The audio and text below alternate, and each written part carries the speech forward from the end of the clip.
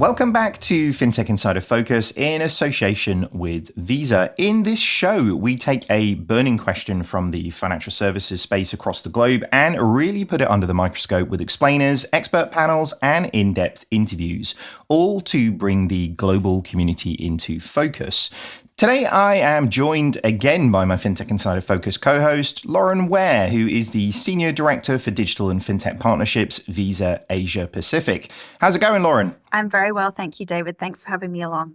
No worries at all. In this second part of our focus on the question, how is embedded finance disrupting access to finance in APAC, is going to be a really interesting conversation, I think, to really continue to unpack that. I mean, if you haven't heard part one of this conversation, go find it wherever it was that you found this podcast and listen to our panel discussion with amazing guests from Wise and BigPay. We spoke about the use cases for embedded finance in the region, really the impact that has across all different elements of financial services, and really how you bring your customers into the product and vice versa to the sake of, really embedding things where they're necessary. But Lauren, I guess to recap, where does Visa really fit in the picture of embedded finance? Thanks, David. I mean, I think before I dive into answering the question, it's good to really define what we mean when we talk about embedded finance. And for us, we see it as the delivery of financial services on everyday digital platforms that are non-financial at the right moments in the customer's journey. And there are, of course, significant untapped opportunities in this space. I mean, just for small businesses and consumers alone, Asia Pacific represents more than $240 billion of addressable revenue, which is pretty incredible. But back to your question, there's sort of three key areas where I see Visa fitting into the embedded finance relationship. And the first of those is that Visa's unique network of network strategy positions us really at the very heart of what can be achieved through embedded finance. Our strategic partnerships span across all participants in the embedded finance ecosystem, including banks, non-FIs, fintechs, merchants, PayFacs, and of course, other solutions providers. And our role is really to support how they unlock that growth potential in the digital economy. A really great example of how this can come together and come to life is a personal one for me, which I did share on the last episode. But, I'm going to Bali next month. I'm leaving my husband and toddler at home and going to meet some girlfriends for a holiday. And I booked that trip via the AirAsia app. And in that app, not only did I book my flights, but in that moment, I was also offered travel insurance, accommodation options, on-the-ground transport, and also BigPay, which enables me to unlock some of those exclusive offers with AirAsia.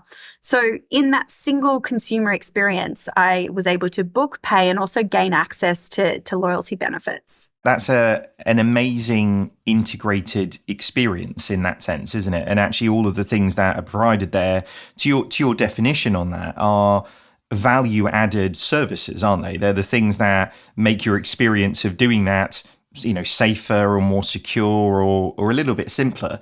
Definitely makes me jealous, although I'll be honest with you, sat in the UK right now, it's raining. So if you're off to sunny climates, that's feels a bit unfair. But well, it's perpetual summer in Singapore as it is, so always warm here. I was just going to talk about data as well. So the second thing I want to talk about is how the success of embedded finance really relies heavily on the participants that I mentioned before in the value chain being able to leverage new sources of data to enable that personalization of solutions. So think about, back to my example, the personalization was really offering me travel insurance at that point where I needed it. So it's providing the right solution at that point of context. And Visa's data-driven capabilities facilitate that value exchange and collaboration in finance. And ultimately, we're a brand that is synonymous with trust. And we continue to work with industry leaders to enhance data accountability and, of course, customer trust. And the third area I wanted to talk about is payments expertise. And of course, Visa has over 60 years of expertise and experience in this field. But as we talked about on the last episode, Asia Pacific as a region represents this really diverse spectrum of developing, emerging, and developed markets. And Visa can leverage our expertise in payments to help to uplift SMBs and consumers wherever they are in that spectrum and bring them into the digital economy. And we can help our clients to determine the best pathway to go to market in a consultative way. To touch on that point, as you say, and we talked a little bit about this in the last episode, but the differences across the countries within the region that is APAC is really, really significant. But actually being an organization that has the capability to cover all of them, this isn't just about moving money within one, it's about moving money across them as well. And embedded capability that works across a region, the network of networks in that sense is really, really important. So, it really is a fascinating space. And I think APAC is an amazing sort of petri dish for the rest of the world to look at with regards to how successful embedded finance really has been. But do you sort of see is there any key sort of piece, do you think, that's created such fruitful soil for this change happening? Or do you think it's a sort of a collection of different forces?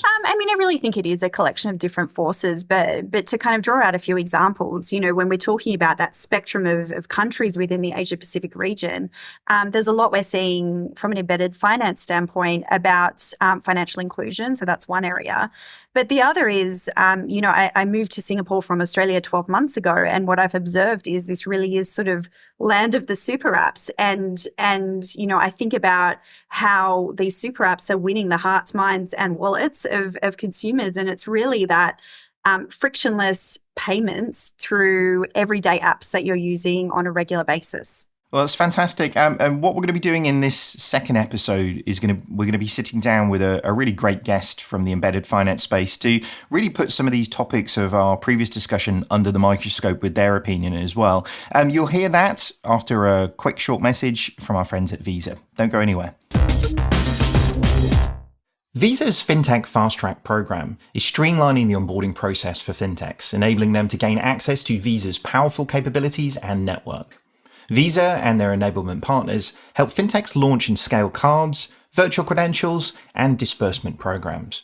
To learn more, visit partner.visa.com. Looking to take your customer journeys to the next level and benchmark your products against the best in financial services? Well, look no further than 11FS Pulse. Home to over 5,700 user journeys covering everything from onboarding to crypto. It features analysis of global brands like Nubank, Revolut, and Robinhood. It's already tried and trusted by big names like Monzo, whose co-founder Jonas said their research phase took just 1/10 of the time it normally would, thanks to 11FS Pulse. Join Monzo and hundreds of other brands taking their UX game to the next level by booking a demo today at 11fspulse.com/demo. That's 11fspulse.com/demo.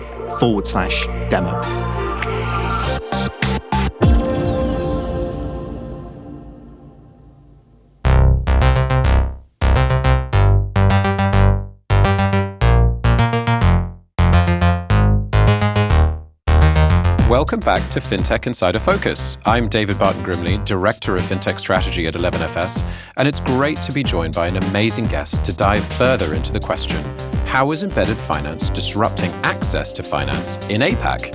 I'm delighted to be joined by Vrutika Mody, Head of GoPay Global Partnerships and Business Development. Vrutika, welcome to the show. Thanks so much, David. Great to be here and look forward to our conversation. It's great to have you.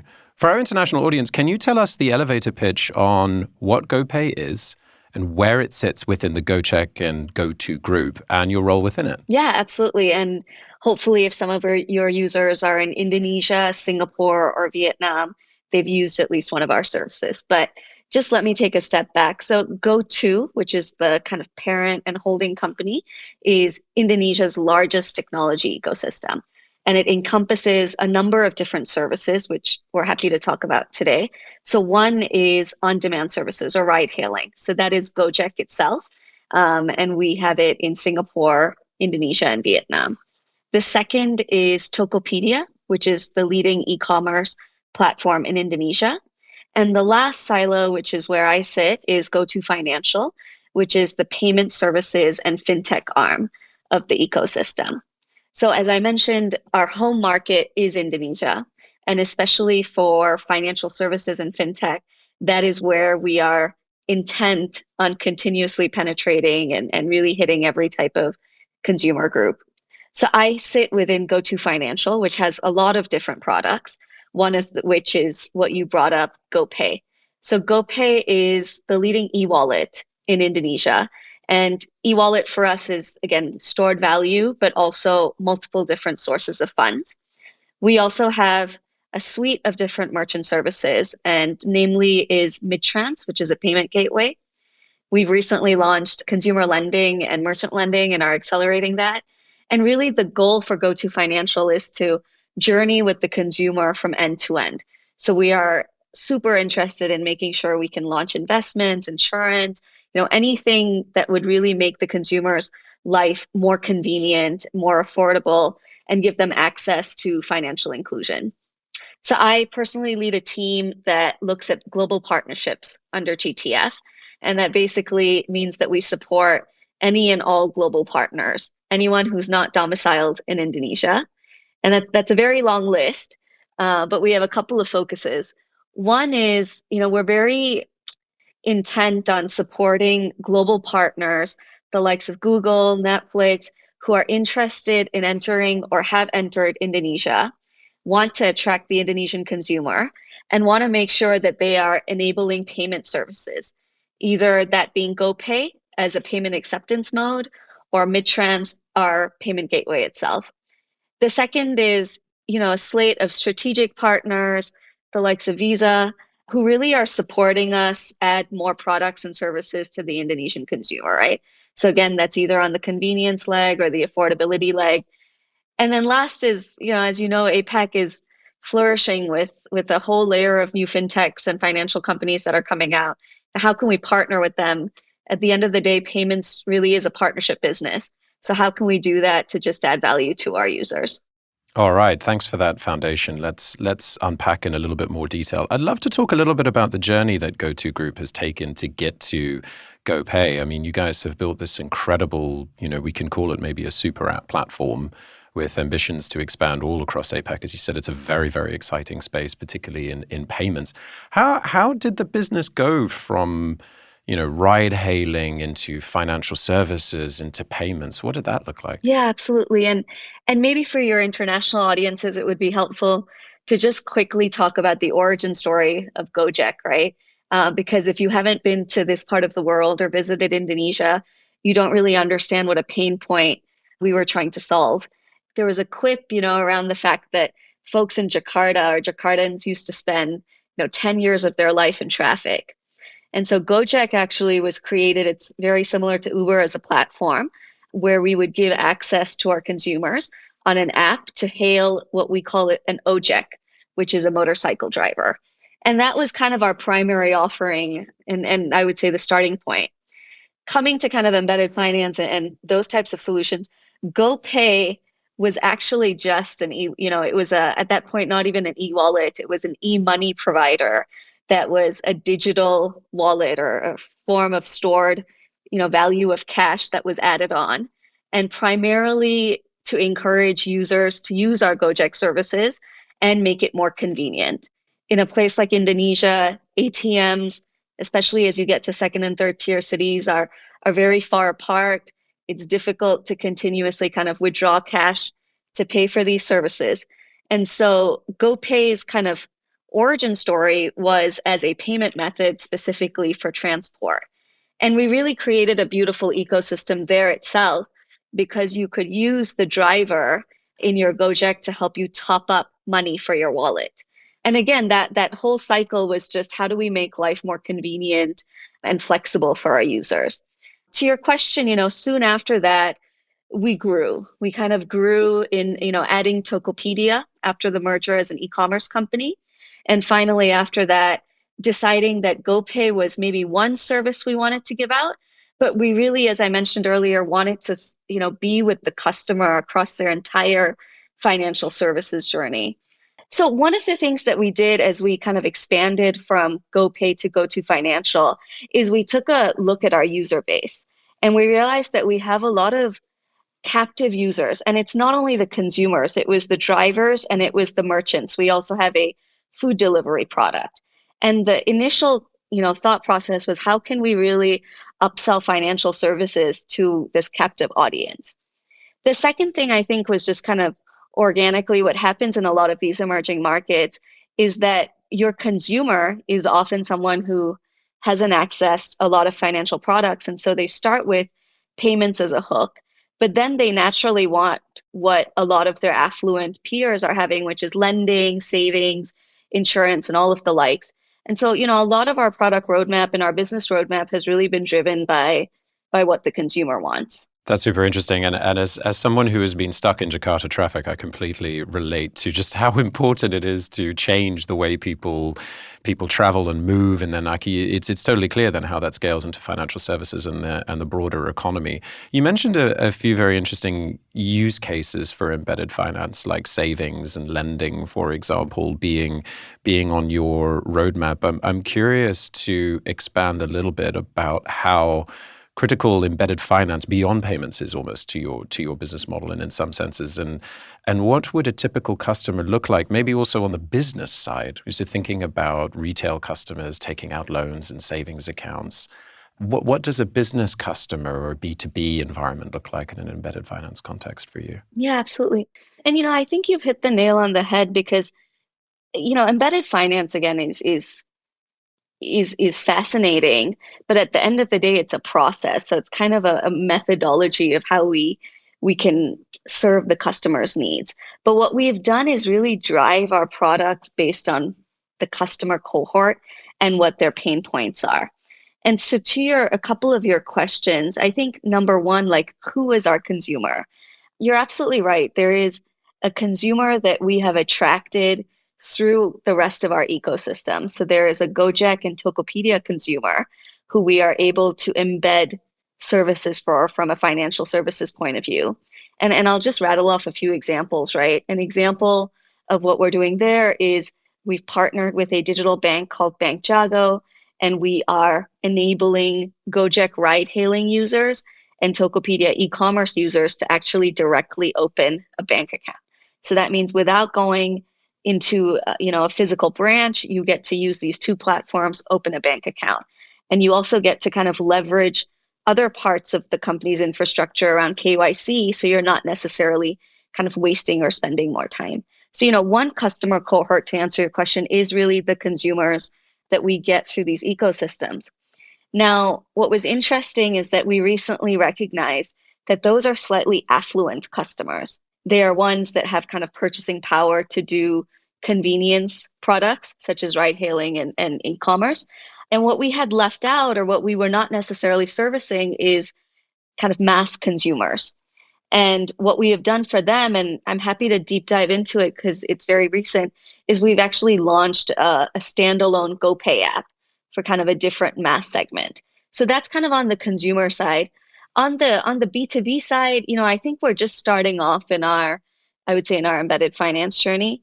We have a number of different services for the merchants already, including mid-trans, what I spoke about, as well as certain settlement financing products.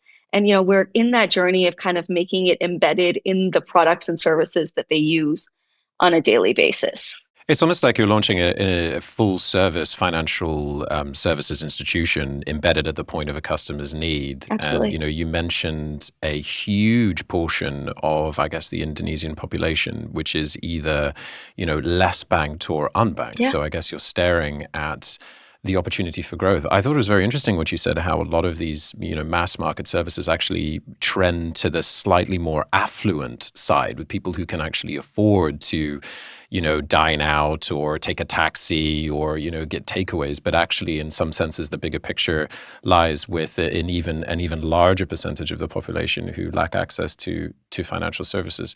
I'm curious. I mean, that's a big thing in Indonesia. Indonesia is a massive country, big growth potential pretty much everywhere you look. How does that look for you across APAC in general? You mentioned Vietnam, you're based out of Singapore. What does the rest of APAC look like for that? Is it a similar kind of trend, or are there any kind of specific variances? Yeah, it's a good question. And one of the things that we have, and I've been at the company now for about 4.5 years and seen it kind of go through very different pivots on how we look at international expansion.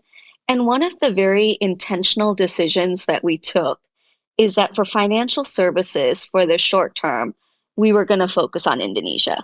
And I'll share a few reasons why. I think one is that we again felt like we had, if you look at your population pyramid, we had really penetrated the top of that pyramid, but we hadn't necessarily gone further down. And we felt that we had a very strong advantage in being hyper local to be able to give out those products and services.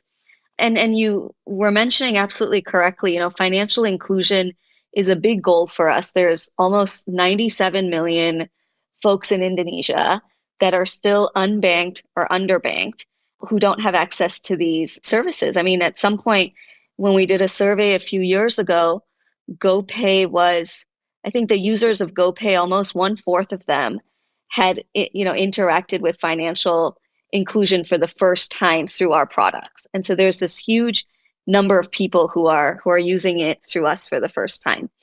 I think APAC, again, to directly answer your question, it's definitely not a single broad paint stroke, right? I think every single market is so unique and so different that embedded finance, I think, looks very, very different in each of these markets. For us in Indonesia, accessibility and awareness of financial services was what we were solving for through embedded finance. I don't necessarily think that is the case in markets like Singapore, where you actually might be solving just for convenience. There's, kind of no explanation needed, for example. And so I think for that reason too, we've been kind of very careful that even if we have the product stacked and the services and the experience, we don't want to kind of jump into new markets just for the sake of it.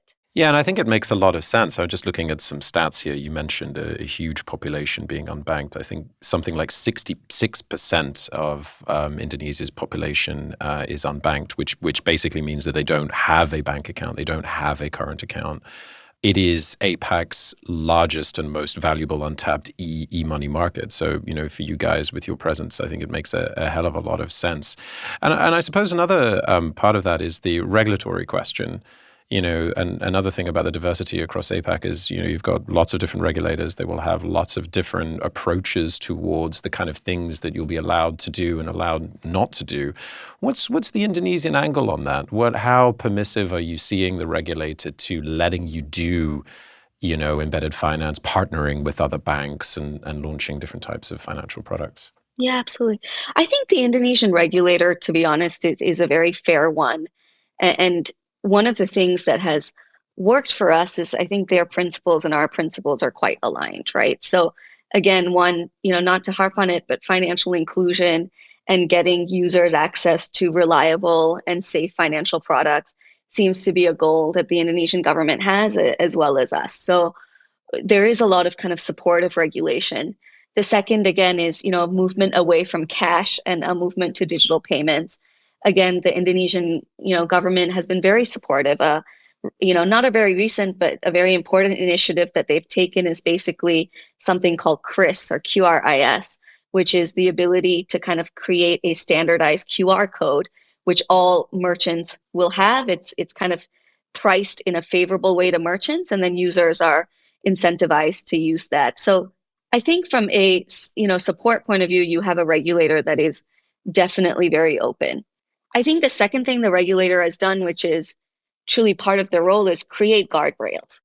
Because I think in embedded finance, at the end of the day, there's a large element of trust and security, right? You are pretty much embedding a financial product on a surface that is not considered a financial institution, right? By definition.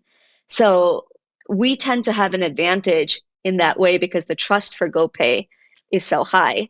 But the regulator has really come in to kind of create the guardrails for where and when you can have kind of embedded finance exist, right? At what point is an e-commerce provider also responsible enough to have financial flows going through it to give some, definitely not advice, but to give some sort of indication that a loan would be a good idea for an end consumer. So I think those guardrails are only helpful to players like us that really actively are working to create a very safe and reliable product for the end user. I think regulation is definitely one of those things that will either enable or almost kill the opportunity in some senses. And Absolutely. if you look at the US and in Europe and the hype, shall we say, about embedded finance scaling across the world, there was definitely over the last few years this sense that embedded finance would be this sweeping tide of change throughout the banking industry, right? All of a sudden, everybody would be embedded. Financial products would be, fully available on e-commerce websites, and we would be getting loans based on our digital behavior all over the shop. And what has ended up by happening is the rubber hitting the road of access to customer data, the ability for you to actually do something meaningful with that and provide a loan and partnering with banks. And in some senses, it can be very, very expensive. It can open you up to a lot of regulatory risk in some cases. So I think from a global perspective, embedded finance has definitely taken a bit of a hit in some senses if people have stepped back and gone, well, actually, gosh, how on earth are we going to do this, and how on earth are we going to scale? And I really hear it's always people looking to APAC and companies such as yourselves for where the big next growth is going to be. And just to the point quickly on regulation before we move on, are there any barriers for all the good that you see the Indonesian regulator moving forward? What would you say are the bigger barriers for you in doing some of the things that you want to do? Yeah, I mean, at the end of the day, and I think we take a very consumer focused lens on this, right? So, as naturally our consumers want different products and they often want it immediately, there's a sense that things like the licensing process sometimes can be seen as a barrier because, your desire for speed to market might not always match the same desire that the government has to get it to as many players as possible. But to me, I think there are benefits to that. I think there's a thoughtfulness to that is the reason for all of this. And to be honest, I would say that in our history, that has never necessarily come up as a blockage, right? If anything, if it's a barrier because it forces us to think about at what point should we expand lending services, what threshold should there be, what are the guardrails in terms of cost of funds and where they can come from. And I do believe it hasn't necessarily been detrimental to growth in any way. Yeah, that's good to know. Let's talk about what's next. Yeah, absolutely. And what's next, not just for you in GoTo and GoTo Financial, but also maybe let's start with e-commerce and, shall we say, digital commerce in general. Yeah, absolutely. So the foundation point being you've got a ride-hailing platform that gives you permission to do all sorts of other things, which then gives you permission to provide financial services and payments and wallets, etc. Are you seeing any behavioral changes in how consumers or businesses are adopting digital going into the future? Is it a question of the trend line is increasing, ride hailing is increasing, people are buying more things online, or is something different happening? Yeah. And this goes back to the point, actually, I think I heard this on one of your earlier podcasts you were saying, right? So it's the point you made about the US also and other markets, there's this flurry on how to do embedded finance and people are wanting to embed everything everywhere, right? And I think you mentioned the permutations and combinations are kind of endless. And we've done, two things, I would say. I think one, we've actually taken a call that we're not going to embed everything everywhere. That there are certain use cases that are very useful for GoJek and Tokopedia customers because they're affluent. And there are other use cases that we're going to kind of keep separate because they serve the mass market. And what I wanted to share is that we've recently launched GoPay, which is a completely standalone financial services app. And we've created it in a way which is very specific to the mass market. It's a light app, it's 25 megabytes. We've only put certain use cases on there, whether that is transfers that are free, so 100 free transfers. Top-ups are very useful in Indonesia, and it's a very big hook. And we'll continue putting out a bunch of these services just for this cohort. What we then are doing is pulling out what is useful only and putting it on GoJek and Tokopedia. So something like free transfers is not really a big use case for the affluent. But on the other hand, something like cash loans is something that we've embedded on GoJek as well as Tokopedia e-commerce. And this also exists on the GoPay app. So I think one thing that we really recalibrated as we looked at our journey on embedded finance is that you want to serve a large addressable market and you want to leverage the ecosystem play, but you don't necessarily want to kind of throw spaghetti at the wall. You want to be very intentional about what you're embedding on all of these platforms. And I think that has been beneficial to us because that means that GoJek consumers on ride hailing are able to engage with the app and basically see services that are most useful to them. And we slowly do see an uptick in that, right? I mean, I think certain products that I mentioned earlier, such as opening your bank account, that is, it's moving and it's accelerating, and a lot of users are excited to use that, and they see the ability to engage with that. Things like cash loans we've just recently launched, and as we build up kind of marketing and awareness around that, the GoJek consumer itself, the GoJek driver also, we'll start seeing kind of use cases where they can use some of these lending products. Amazing. So it sounds like GoPay is your new standalone platform that sits almost on the side to GoJek that you can use to cross-pollinate, but the kind of customer profile is slightly different in some senses. You mentioned 25 megabytes as being a size and of the app, and this is something that I think we know from some of the earlier days of embedded finance and also of ride-hailing around how important it is to have a lightweight app that people can actually use. And are you still seeing? I mean, I guess you must be that people are using maybe smartphones that have a much cheaper cost, or they've got like a slower processing system. Is that still a critical enabler for scale? Absolutely. I mean, when you look at an emerging market like Indonesia, you of course, and you mentioned you visit Jakarta, like that is a group of people that might be more open to having, more foreign phones using larger sizes. But the majority of the people that we are going to be serving over the next couple of years, don't have that type of flexibility. And, 25 megabytes, just for reference, is almost 1/3 or 1/4 the size of kind of equivalent financial apps or other apps that existed in Indonesia. So that's a game changer because you're now encouraging accessibility, which I think is the biggest thing that you have to solve for when you're serving an unbanked or an underserved population. And this type of situation that the Indonesian customer, let's say, faces themselves in with, say, high-tech feature phones almost, right? It's like that feature phone, smartphone barrier hints at a broader point around why embedded finance almost has a right to exist in APAC. And very often the kind of questions that we get all the time are, why is it that APAC is this embedded finance, center? And also, why can't it really scale to Europe and the US and in the way that it has in APAC and in the way that it is beginning in places like Africa and across LATAM? What is it about Indonesia and Southeast Asia that makes embedded finance so important? And it's a great question. And I've spent a lot of my career, in Southeast Asia, South Asia, and India and Indonesia. And I almost think that, I do enjoy the buzz and kind of the interest around embedded finance right now because it's so pertinent. But for a lot of our consumers, this concept of embedded finance is actually not very new, right?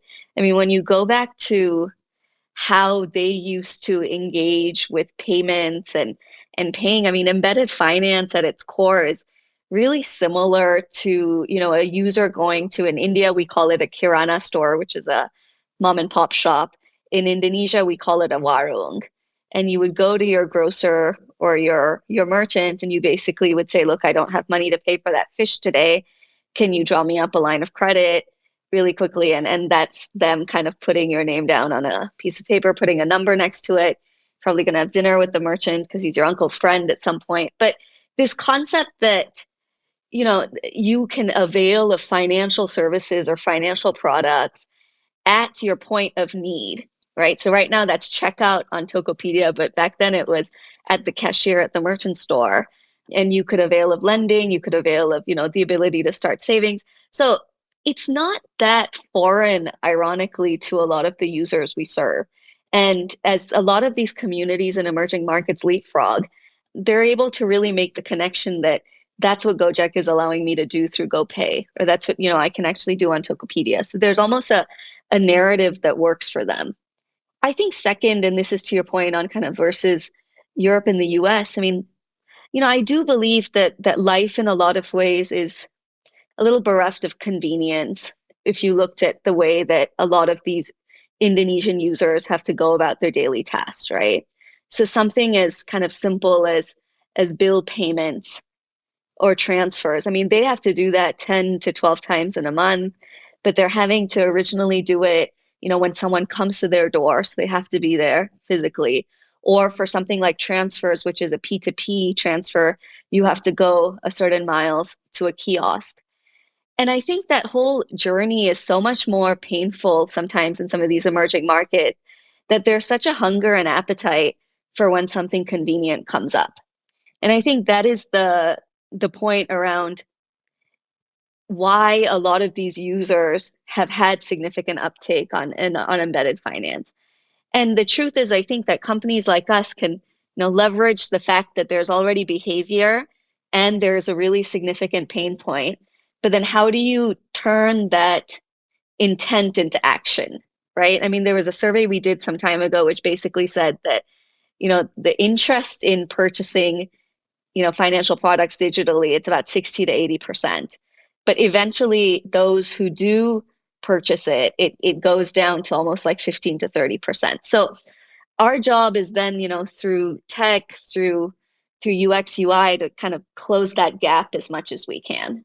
Yeah, it's so interesting. And in many ways, the convenience problem, shall we say, has been solved. It's been solved in different ways in the West, but that means that we don't necessarily need embedded finance models, or it's not so pressing as it is in other markets that have these huge gaps.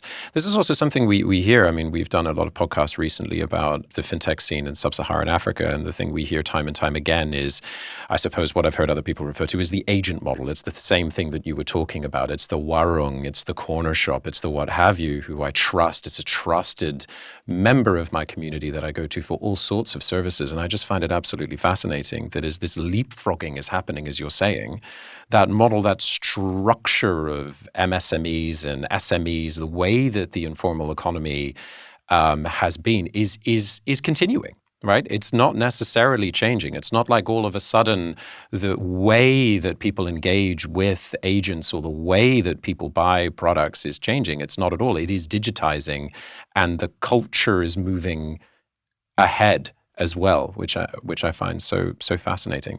Let's come back to the big question of today's show and just wrap it up a little bit. Talking about the future and the disruption of access to finance in APAC. Maybe the point there is more about incumbent financial institutions, which, one of the reasons, I suppose, why we're even having this conversation is that the incumbent banking sector has not provided services to people who are unbanked. To what extent do you see embedded finance almost disrupting incumbents, or even incumbents themselves becoming more embedded and partnering with businesses such as yourselves? Yeah, absolutely. I'm a bit of an optimist in this. I think for a couple of reasons. I think, especially banks in Indonesia, extremely digitally savvy and are doing a fantastic job, acquiring customers as well.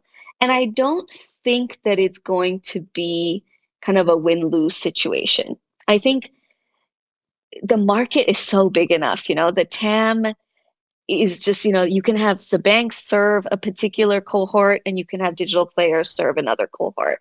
And you still wouldn't, I believe, really get to the end state or the happy flow that you want to, where everyone is financially free and has access. So I think one is that, especially in places like Indonesia, the market is big enough for multiple folks to exist. I think the second is that, and we've taken this approach, right? Like we've clearly taken a very partnerships approach in this, which is that one of our earliest partners was a digital bank, Bank Jago, and they saw what were their strengths, ability to have, funding, the ability to have a full suite of services that they can upsell, but they weren't necessarily able to solve for kind of the accessibility problem, right? And get to the consumer where they wanted. And so they partnered with us, for us to do that leg.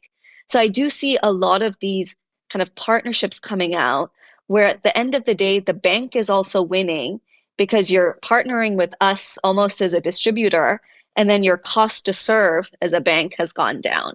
And I think that there is more scope for kind of partnerships and innovation like that can drive us over the next couple of years, that makes it less of a winner-take-all market and definitely not a win-lose market. And I do feel we've started to see this already happen in APAC, and I can see it continuing. You're right. It's all about partnerships for growth, right? A bank doesn't necessarily want to go into the ride sharing or ride hailing business, right? And at the same time, you guys are not necessarily going to want to take all of the risk in lending. So it just makes a hell of a lot of sense. And you're right. I think this is where fintech needs to go more and more into the future, is forging these partnerships with big financial institutions that can provide the capital to loan and save and have the licensing, etc. Brilliant. Thank you so much. That wraps up this edition of Fintech Insider Focus in association with Visa. Thank you so much for joining me. Where can people find out more about you and GoPay? Thanks so much, David. Really enjoyed the conversation. So I'm based in Singapore, but I travel frequently to Jakarta. You can find me on LinkedIn. You can find our company at gotocompany.com. And if you are traveling to Indonesia, please download the GoPay app and you'll get to play around with a lot of the features that we spoke about today. Awesome. And you can find me on LinkedIn at DavidBG. Thanks so much for listening, everyone. If you like what you've heard, subscribe to our podcast and please leave us a review. It helps us to make it better and it helps others find the show. Be sure to check out the next batch of Fintech Insider Focus episodes in a new geography dropping in 2 weeks' time. Thanks very much and goodbye.